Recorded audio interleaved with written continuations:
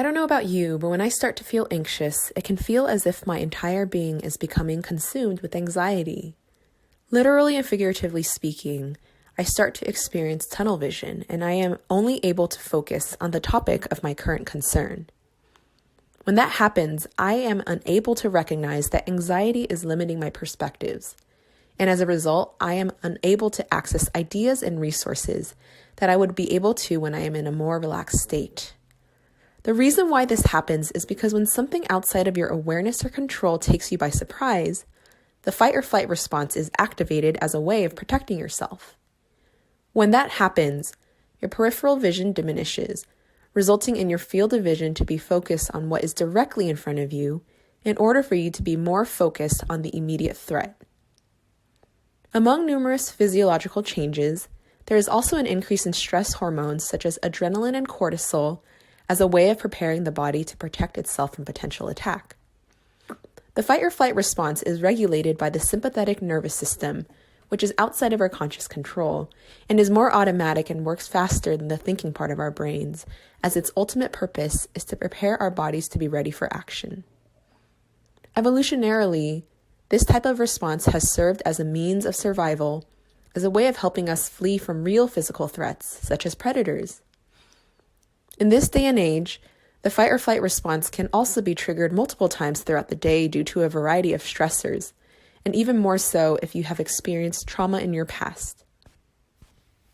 As a result, you can find yourself experiencing an ongoing extended state of fight or flight. When there are too many stress hormones such as adrenaline and cortisol being produced, the sympathetic nervous system's activity can cause the body to break down, as energy is being taken away from healing, building tissues, and eliminating waste. The parasympathetic nervous system, on the other hand, contributes to the healing of your body from distress. In order to increase parasympathetic activity, you need to enter into a state of relaxation and rest, as parasympathetic activity can only happen when adrenaline and cortisol levels are down. A few ways that you can access a relaxation response is by taking slow and deep abdominal breaths and by shifting your focus from tunnel vision to peripheral vision. Using peripheral vision will not get rid of a problem, but will instead allow you to respond in a calm and centered way, which ultimately allows for you to notice solutions that you otherwise would have been unable to see. Peripheral vision allows you to embody a wide awareness towards life, and you will be able to expand the questions you ask yourself when you are facing a problem. For example, instead of assuming that you are in danger, perhaps you will be able to reflect on how you have concluded that you are now in danger. One way to access your peripheral vision is to practice your ability to soften your gaze, in which you intentionally bring awareness into what is going on in the periphery and outside edges of your vision. By doing so, you intentionally move yourself from a state of stress and reactivity into one of relaxation and a widening of insight and opportunity. The parasympathetic nervous system is activated, which allows your mind and body to return to a state of balance, as well as ensure that your immune system remains strong. Additionally, softening your gaze to access your peripheral vision can also quiet down the noise in your mind so that you can access ideas and resources that are more difficult to consciously be aware of when you are consumed by the demands that your in-the-moment anxiety requires of you. To apply soft eyes and access your peripheral vision, first make sure you are in a comfortable position sitting down. Check in with how you are feeling and where your body may be feeling tense. Holding your head center and level, find a spot on the wall that is comfortable for you to look at. Take some time to get comfortable and settle in, and simply allow yourself to stare at the spot. Make sure to breathe deeply and blink comfortably throughout this practice as well. Now intentionally allow your eyes and the muscles surrounding them to soften. You may start to notice the feeling of relaxation in your jaw, neck, and/or shoulders. As you continue to stare at the spot on the wall, notice how your vision gets wider and more into the periphery of your vision. As this happens, you may start to notice a shift in how your body physically feels as your mind relaxes, your thoughts slow, and your muscles soften. Soften your awareness to the outside of your vision while staring straight ahead. Your peripheral vision and your awareness of it should be quite wide now.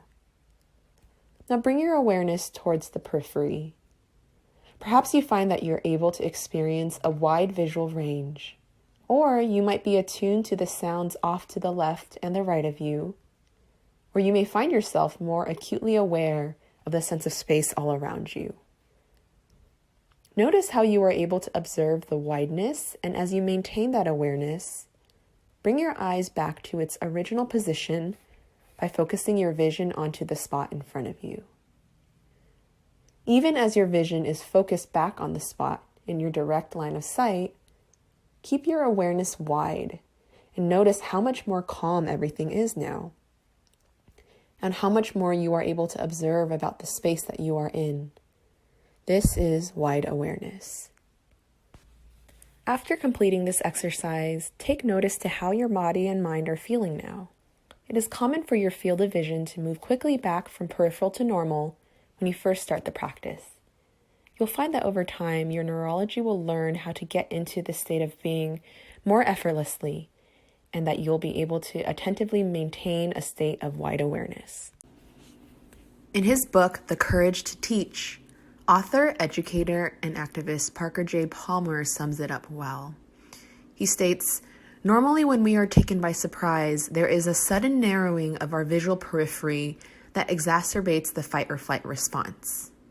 If you train a person to practice soft eyes, then introduce that same sudden stimulus, the reflex is often transcended. This person will turn toward the stimulus, take it in, and then make a more authentic response, such as thinking a new thought. Soft eyes, it seems to me, is an evocative image for what happens when we gaze on sacred reality.